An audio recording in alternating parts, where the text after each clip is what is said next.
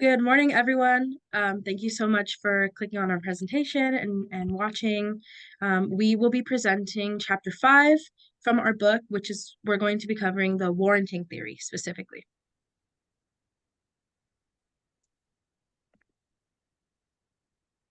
So just some brief introductions.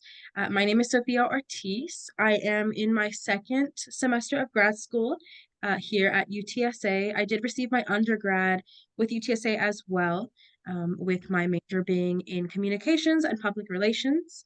I'm very excited to present this theory with my teammate here. There's lots of interesting applications to the modern world, and I'm hoping you guys are just as excited as we are. Good morning, everyone. I'm David York. I'm actually in the MPA program.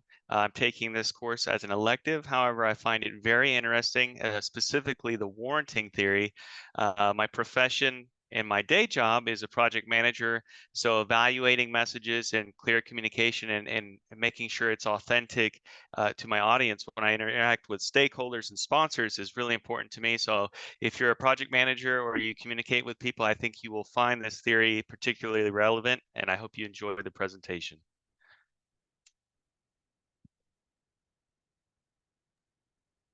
So this is just going to be our agenda for our presentation. We're going to be talking about the warranting theory. Really, what is this theory? What makes this theory? We're going to give some examples of that. Next, we're moving on to the evaluation of the warranting theory, how we perceive it, how we can apply it based on our definitions. And then both David and I are going to be giving examples of the warranting theory in media. And so that's really interesting. We're excited for that. And then last but not least, we're going to be talking about the warranting theory in modern day research. And so we'll be giving an example and how the researchers used the warranting theory in their data. Okay, so warranting theory, what is it? So warranting theory involves the potential fabrication or manipulation of data online. This is particularly important throughout history, but specifically in the last decade and a half with the introduction of social media platforms and technology and communication evolving at a very quick pace across all aspects of society. So the theory considers the power original publishers, whether that be individuals or corporations, have over their claims and data. So what does it mean to warrant? So to warrant is to legitimize or authenticate. It's as simple as that. There's different aspects of warranting theory that we use to hone in to make sure that data or communication is authentic. And one of those things is warranting cues. So those are indicators used to decide if information is accurate and appropriate. So for example, a warranting cue would be if you're looking at someone's Facebook page, for example, they're posting about themselves, or maybe one of their friends is posting. If they make a claim about themselves, is it backed up by other people commenting on that same post, reaffirming that message? So that would be a cue that you pick up on. Another cue that you use, you can almost think of them as clues, even though it rhymes with cues. They're things to pick up on that will help you evaluate their warranting value. So, for example, if you're on a dating app, your expectation is that you will meet up with that person. So that's a cue that they might not be posting completely false information because the expectation is you're going to see them again. So that's one aspect of the warranting theory. The other part of it is warranting value. So that's the actual perception of to what degree the information is to be trusted. So that is, you can use a numerical scale, 1 to 10. When we say something's of high warranting value, assume that's from 5 to 10. And if it's low warranting value, assume it's 1 to 5 on the scale. And so one of the theories that's been enhanced, one of the aspects of the theory that's been enhanced is the warranting scale. And we use 3 modifiers. So the modification, which is can the information or message be modified and to what degree? Dissemination, so who controls what audience it goes to, or where it's published, or how it's posted. And then obfuscation, which is concealment of the source of the information or message. So for example of that would be a reviewer that posted anonymously. You might not trust that review as much as someone that had their real name on a review posting about something. So that would impact the warranting veil. value using the scale. Thank you very much, David. So now we'll be talking about the evaluation of the warranting theory, and David and I are going to split up this slide, but I'll start first. So, as we were mentioning earlier, I touched on it just for a couple seconds. The warranting theory is now more applicable than ever, being that we are creating an online presence for ourselves. It's sort of like an online identity almost on apps like Facebook and Instagram, but more specifically like LinkedIn or Indeed, which are these job search or career-based applications. And so we include on these apps, we include important details of ourselves, like our career, our education, our job experience. So it's super important for us to differentiate between what has warranting value and what doesn't. We have to pick up on the cues to help us understand, is this person saying the correct thing about themselves, or are they falsifying this information in any way? So there are strengths and weaknesses to any theory. So we will talk about that. The strengths I feel that the warranting theory has is that it's a good way to inform users of the potential ways to discern on online information whether something is valid or not. Weaknesses would be that there's no set standard. Um, what constitutes a good warranting value is going to vary case by case and really by someone's own discernment. So although the warranting theory provides a good basis to help us understand what might be true or not, it's still going to vary based on one's own opinion. Great points, Sophia. And to elaborate on Sophia's points, let's talk about warranting principle. So it's a guiding principle on how to understand the application of warranting theory, and that is that the less controllable the information is, the more weight it carries in shaping perception.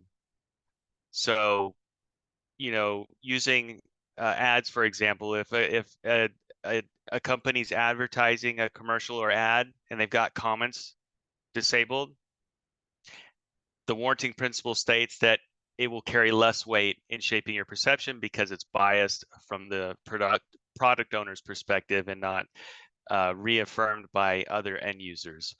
So another aspect of warranting theory is that people, companies, and political organizations, they can easily present an inauthentic self. And we see this phenomenon specifically in the last 2 decades.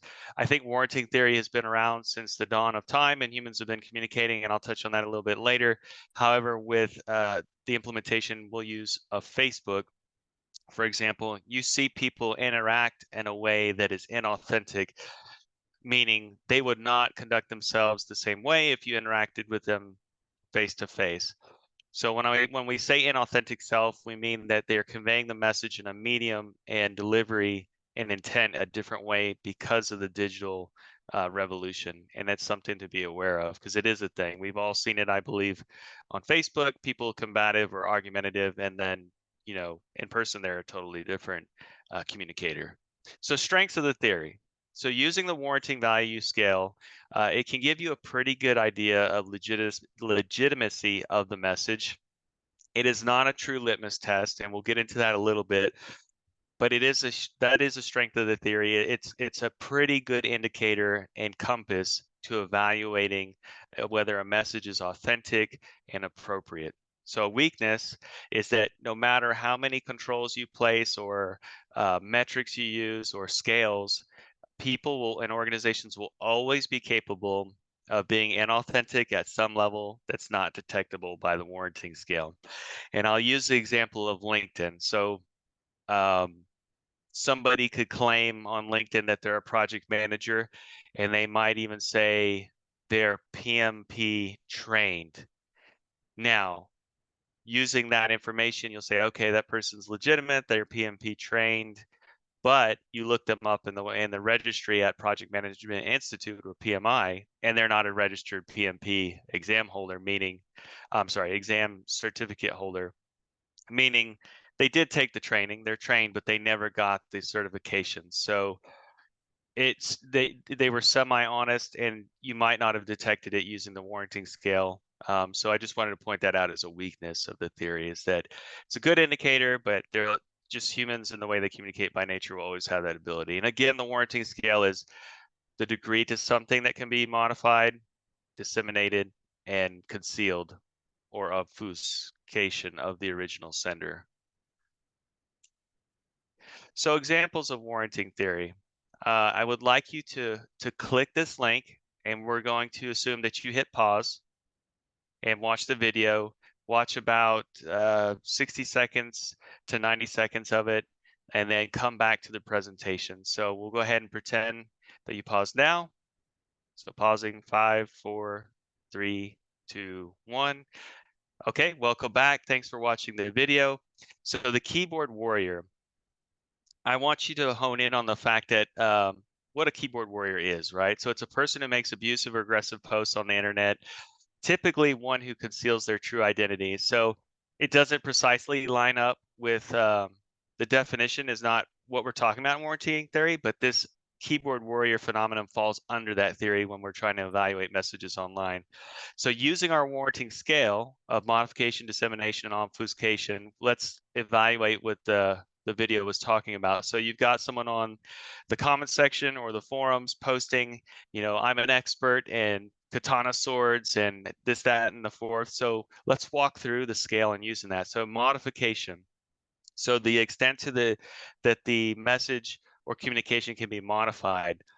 So that person posted whatever they wanted. So it's completely uncontrolled, and it's modification. So they can say whatever they want. Dissemination, it's published to everyone that can see it. It's not controlled to one group.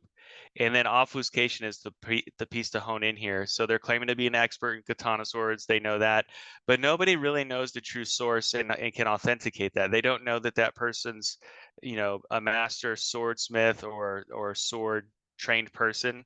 So overall, looking at the characteristics in the video that were displayed, you could say overall the warranting value is low of that person or the keyboard warrior commenting online. So ask yourself, how do keyboard warriors rate on the warranting scale, which is what we just walked through when leaving comments online.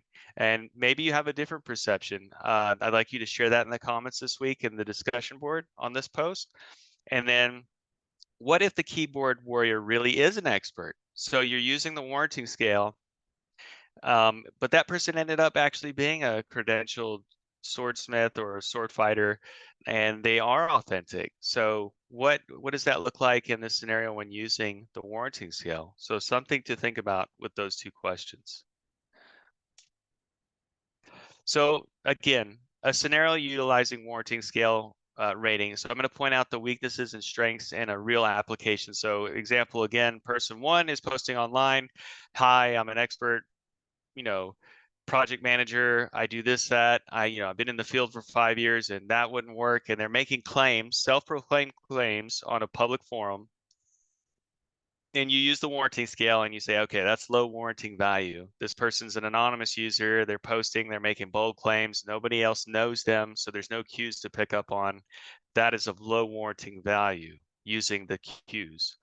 Now, same scenario, but the person is a credentialed PMP, so they're certified, but you wouldn't know that, and they made the same exact post, but you assumed that the value was low and they're of low warranting value. So again, the point I'm trying to make with this slide is use it as a guiding compass, but not an absolute truth mechanism with this theory. I think that's an important note to make. Turning it over to Sophia. Thank you very much, David. That was a great example of the warranting theory in media. So for my example, the first time I read the warranting theory in the chapter 5, I thought of Catfish, which is a popular TV show, but if you don't know what it is, that's okay. I'll explain it right now. So essentially, Catfish is a TV show that's been on probably since 2013, I forget. But it follows people that talk to others online and they sort of date these people online. And it essentially puts them together in one place to realize or to understand if both parties were truly who they were saying they were. And so they even coined the term catfish as someone that fakes themselves on a dating app or looks nothing like the person they were claiming to be.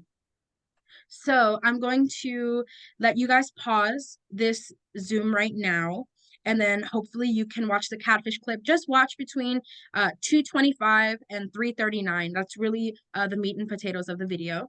So I'm going to count down from five to give you time to do that. So five, four, three, two, one. Okay, welcome back. I hope you enjoyed that catfish clip.